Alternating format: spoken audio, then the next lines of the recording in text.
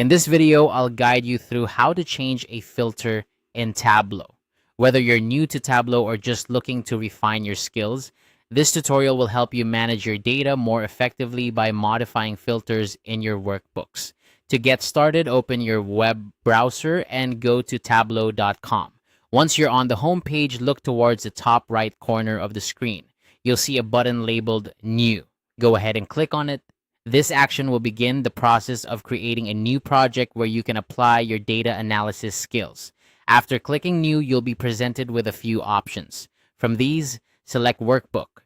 This will create a new Tableau workbook where you can start importing and manipulating your data.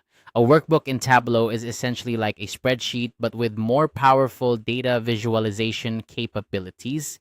Next, you'll want to connect to your data source.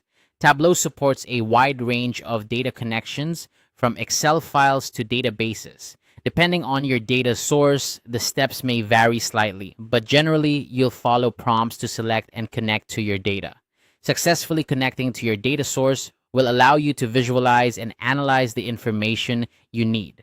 Now let's focus on changing the filter. Locate the filter section within your Tableau interface. Here, you should see a filter that is currently applied.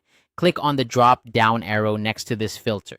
This drop-down menu provides a variety of options for modifying or removing filters. Once the drop-down menu is open, select the Remove option.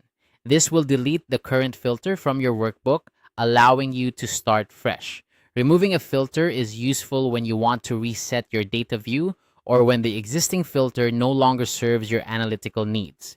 With the old filter removed, turn your attention to the Tables section of your data pane. Find the field or table you wish to use as a new filter. Click on it, hold, and then drag it into the filter section. Dropping it here will apply the new filter to your data set.